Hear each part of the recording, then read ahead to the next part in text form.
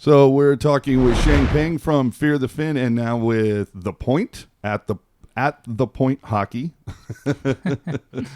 So this, I believe, is your second season, yes? Yeah, covering the Sharks, that is, yeah. So can you give people a little background how you got here? I believe you covered Vegas before this? Yeah, well, it's a long journey. Vegas team? I grew up in Los Angeles as a Kings fan. Boo. I wrote for Jules from the Crown at SB Nation's King site for quite a while, and eventually I found myself in Vegas, and I went to Vegas because I wanted a credential covering a team, and that's where it was. Oh. And so I wrote for Hockey Buzz there, and then I ended up here because my wife, my wife got a job in the area, and so I thought, well, maybe we'll just cover the team here. Nice. And so now I'm here. Excellent. Yeah. So you attended the press conference today. Yeah. For everybody who doesn't know, the Sharks front office, or not the front office, the bench bosses were ceremoniously let go. Peter DeBoer, Steve Spott, Dave Barr, John Hedberg. There was a press conference today to announce that taking over would be Nabokov, Ricci. Everybody knows those guys, I would hope. Roy Sommer coming from the Barracuda, and then Bob Boughner, who previously part of DeBoer's staff, then left to be the bench boss in Florida for 2 seasons, came back this season. Based on what happened in the press conference, there's a lot of talk about energy, and that DeBoer's group at this point, I guess, had kind of lacked it. Right. What did you see? I mean, did you feel this season? Did it feel any different when you're like in the post game pressers? Does it feel more just kind of, well, you know? I mean, obviously you're going to get a lot of the cliche answers over and over and over. Pucks deep, not enough this, too much of that, whatever. Well, it's hard to tell, of course, because not in the room that much. But there are a couple telltale signs. It seemed like they were running out of answers. You know, I think DeBoer said something like that about a week ago. About a month ago, Pete was complaining about, well, we'll try anybody, you know, at the forward position. These aren't good signs. And that's not necessarily on Pete either. And I remember in the last homestand, Evander talked about the team seeming too relaxed. Yes. And so there was a little bit of that where there was something missing. It was hard to put your finger on it, but it appears that Doug Wilson found his pulse, and yeah. Well, and it's funny you bring that up because a lot of us were talking about it. That is it a telltale sign to Doug Wilson when your coach has a couple pieces like a Radiel or what have you, and instead is deciding to play 7D for multiple games? Is that like a red flag to the front office? Like, I don't feel like I have the forwards here to get it done. Help. Oh, absolutely. Absolutely. I think it was the Vegas game where he first went 11-7, and he had a healthy Radiel. And it's not like Pete is, I think Doug Wilson cited John Cooper as a guy who is very comfortable using 11-7. Pete doesn't do that. No. And he wouldn't even go 11-7 last year when in a Western Conference final when Erik Karlsson couldn't finish, I believe it was game 4 in St. Louis, and they come back to San Jose, and they still won 12-6, and Karlsson got hurt, or Karlsson couldn't finish the game. Yeah. And so this is not, Pete going 11-7 is not a normal thing. And it was a cry for help. And I understand that for Doug, it wasn't easy to help because the team was up against the cap. Most teams in the league are still in it because we're relatively early, so teams weren't looking to sell. And, of course, the Sharks don't have a lot of assets to trade.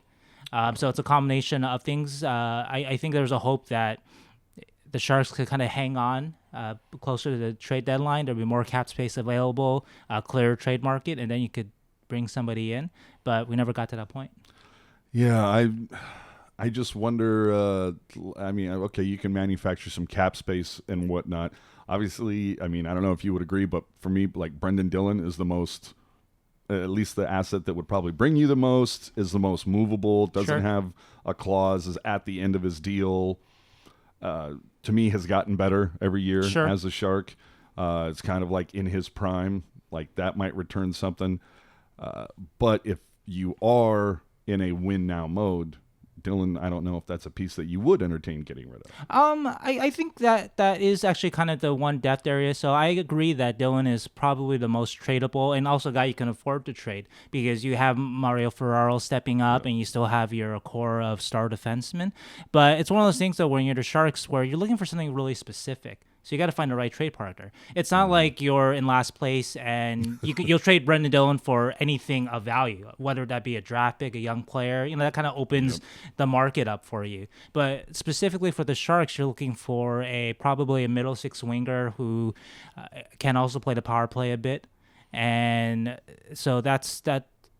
You got to find the matching part. Like just for example, like New Jersey, for example, has a guy Wayne Simmons, right? He's on a 1 year this year. He's kind of guy that maybe might fit what the Sharks are trying to do, right? Mm-hmm. But why would New Jersey want Brendan Dillon? They're spinning their wheels. They're not they're kind of a dead last kind of team. So what would they need with a 28-year-old impending UFA defenseman?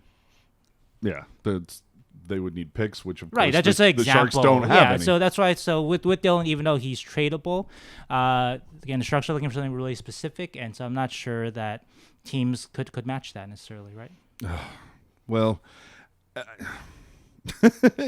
I just sit here being so frustrated as a fan watching this. I wonder if Doug Wilson perhaps overvalued or overestimated what he had in the pipeline. Did he expect guys like Chmelevski, Chekovic, whatever you want to say, Blickfeld, Bergman?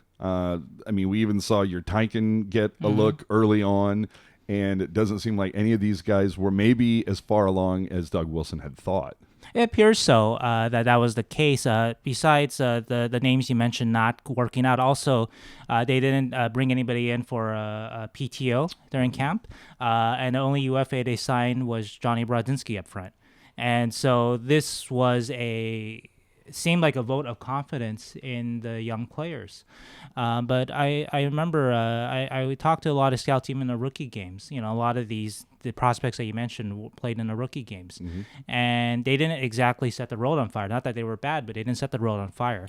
And those kind of games, you're looking for guys to just stand out. Like, wow, this guy, like we kind of see with Ferraro actually in the rookie games. Like this guy might belong in NHL today.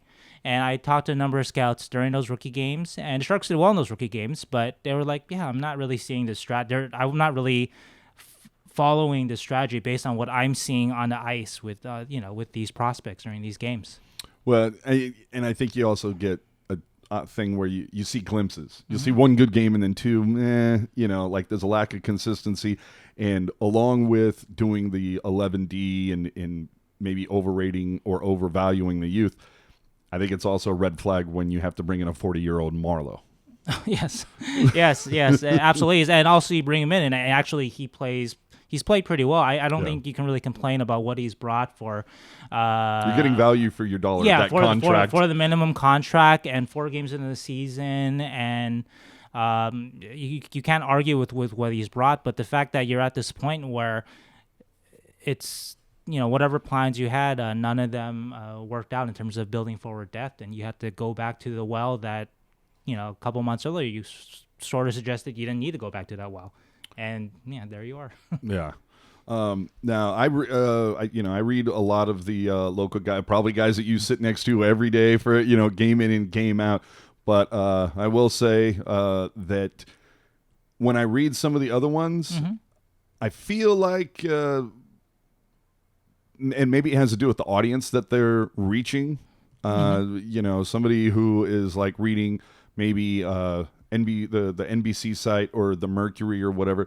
They're looking for a cursory kind of an overview. And when I read some of those, I go, oh, there was something I didn't notice. Maybe they point out something. Maybe somebody missed a shift and I didn't catch that when I was watching the game. Oh, okay. The thing that I really appreciate about your writing is the fact that you're able to break down plays, and I'll see some of your writing. I might even have something up right now. I got multiple things going on, but so like how you'll break down face-offs, including GIFs or include drawing on the photos and whatnot. How do you I just want to figure out like what goes into being able to break down certain things, or even breaking down all these ridiculous analytics that we have, whether it's Corsica or Fenwick or this or Corsi, whatever. But Corsica was a site, so you're not far off. Yeah. And then you look at natural stat trick, and it's just rows upon rows. Like, what are the numbers that you focus on that you think are more solid indicators versus other numbers? Because one of the things that we talk about is the value of plus minus, and if there actually is one. Now, granted, if you've got one that's exceedingly off the charts in either direction, that's probably a little bit of an indicator. But when, or when the entire team is at a minus, probably not having a good season. But overall, like, how is it that you go to break these down, and what are you looking for in games? Well, first, I appreciate the kind words about the stuff that I do. So I guess for me, and I'm a little different maybe than other even analytics people. I look at all the analytics, and I think I understand all of them, but I don't prioritize them in a lot of ways. And part of it is because I try to figure out what the team is prioritizing, because the team, whether it's DeBoer, Doug Wilson, whatever, right? All these analytics, they know these analytics, and they've already tossed out things that don't matter. Like, for example, I'm pretty sure the Sharks don't look at Corsi. They don't care. They may care on a team level in terms of that's signaling kind of the wave of play and that sort of thing. But they don't care that, Melker Karlsson, right, is a guy who's struggled in that department for years. DeBoer doesn't care about that. If DeBoer cared about that, then Melker Karlsson wouldn't be playing. Yeah, he's a quality killer. He does what we ask. And so I think I like to use those kind of larger analytic stats, things from natural stat trick, often as a guideline. And then I try to figure out more from there, from whatever stat that I may have gleaned from those sites. One thing that I'm more interested in these days are what they call micro stats, things like that you see at the point hockey. And the point hockey is a lot of their stats come from, and I should know this because I'm writing for them, but a lot of their stats come from a third-party company called Sport Logic. And Sport Logic is a company actually that most teams in the league use for, they pay them for these stats. So things like what Doug Wilson was talking about in terms of Doug Wilson today talked about the Sharks have struggled in terms of slot chances allowed, right? It's a very particular stat, right? And if you look at natural stat trick, they'll have something similar. It's a high danger Corsi against, but it's not the same thing. So what Sport Logic uses is very specific, stat, very specific to that area, and so that's something that I'll try to look at more when, if possible, even though those stats are hard to come by. But those kind of micro stats are, for example, too, how I can build a case for, say, Brent Burns as a defenseman, as being good defensively, because that's an argument that a lot of people are having this season. Right, and it's an argument that a lot of people were having last season. And just for example, I just wrote an article for The Point actually about John Karlsson, a guy that's used actually not that dissimilarly than Burns or Erik Karlsson. And I want to look at what Karlsson does well defensively, John Karlsson. And so anyway, Sport Logic, they gave me some numbers for an article, and one of the interesting microstats that they gave me was that John Karlsson, too many Karlssons. Yeah, exactly right. John Karlsson was number 1 in the league in blocked passes, and they also told me, though, and I didn't put into my article, but they also told me that Brent Burns was tied with John Karlsson at that time. This was last week. So, slight update in stats, but so that's a mark of, that's something that Brent does well defensively. And so, Brent has his failings defensively. He can get a little too puck focused. Sometimes his pinches are not as are not as safe as they could be. And these are legitimate issues, right? But doesn't mean that he can't be good or great actually in other defensive areas. And anyway, so that's just sort of idea. Just sort of tells you kind of, I guess, what I look at. Well, then based on looking at all that, and especially how you bring up the defense, it's been, and I'm sure you've seen it on social media, look, just over the last 18 months, that Jones and Dell have ranked near the bottom. And you have half the world of fans watching this saying, Jones and Dell are horrible. They do in Jones's contract. Oh my God, what an albatross! This, that, and the other. And look at the guys that are in front of him. You got a $30 million defense in front of him. How is he this bad? And then you have the defenders that say, well, this $30 million defense is playing atrocious in front of him, right? And the forwards aren't doing much better. So what's your take on the whole deal? Just because, and I asked this because I was listening to Sirius NHL Network, and a couple of the guys on there, they were kind of like, all things can be true. Like the forwards can be playing poorly, the defensive guys can be playing poorly, and the goalies can be playing poorly. But one of the points was made that Jones, I believe, for his first 3 seasons here, it was like 920, 910, 915, and then the last year and a half has just been sub 900. Yet on paper, the defense in front of him is supposed to be better. Yeah. Like they said, all things could be true, right? One of the common things that I see a lot is, when the Sharks give up a goal, is micro focusing on one guy. It's Burns' fault. It's Jones' fault. Yes. And a lot of times, these are team problems. And that's the way I like. I don't mean to interrupt, but that's one of the things I wanted to interject that I really enjoy about the writing. Like I was saying before, is that instead of everybody, I can't believe Burns missed that play, or he did his what we call starfish defensive posture where he lays out. You'll go back. A couple where that puck, how it got to that situation, and point out that, if the team plays this better, it never gets to Burns having to lay out flat. So I'm sorry, go ahead. Yeah, it's one of those things where if you go back and look at it, it's going to be, well, maybe it is Burns' fault, but maybe it's 33% his fault. Maybe it's 25% Hurdles. Maybe it's 10% Jones, right? So anyway,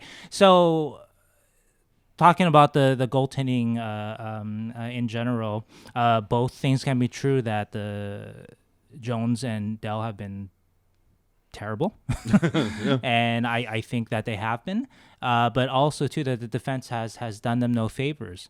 But one of the actually interesting things in a press conference today is there's a lot of talk about how, again, the Sharks this year are last in slot chances allowed. But I asked Doug Wilson, well, I presume that this wasn't a problem last year, and Jones and Dell's save percentage is the same this year as last year. And so what's different about the team this year? And he gave me kind of a non-answer. Yeah, as Wilson is really good at doing from time to time. So you can draw your own conclusions from that, but in my opinion, and I've written about this, I think a lot of it is what's different is that the middle class of this team's lineup is non-existent this year. You have a very good top end, stars like Logan Couture to Erik Karlsson to Brent Burns.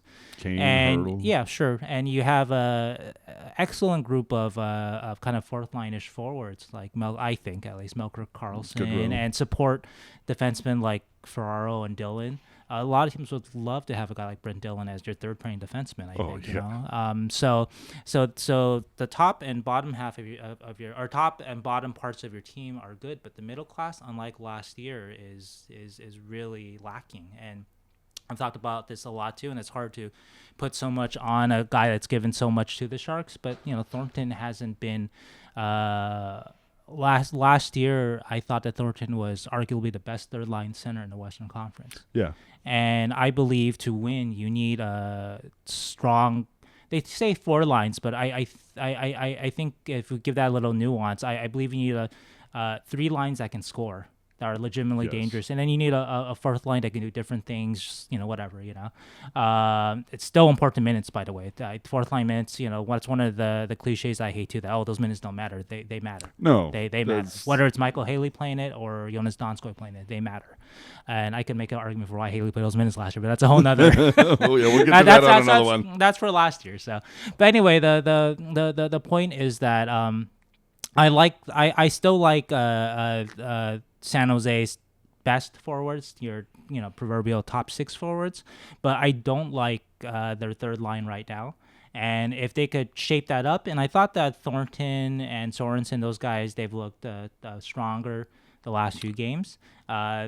That might provide some hope. And actually, they're doing something interesting today with the lines. That Thornton's basically been elevated to second line center, and Gaudreau, who's been a little bit of a revelation this year, is going to get a shot at third line center. And so maybe that's what will help float Jumbo back up, getting to play with Hurdle. So potentially, yeah. I just, and maybe I'm wrong. Won't be the first or last time that's ever happened. But I thought Gaudreau had kind of like seen more of his success happen when he's on the wing. But, obviously Boughner is going to be trying different combinations to see what happens. I do think it is interesting that Thornton, who has really, for me at least, his legs have shown the age. Yeah. They don't seem to be as quicker, to evidently going to be getting more minutes.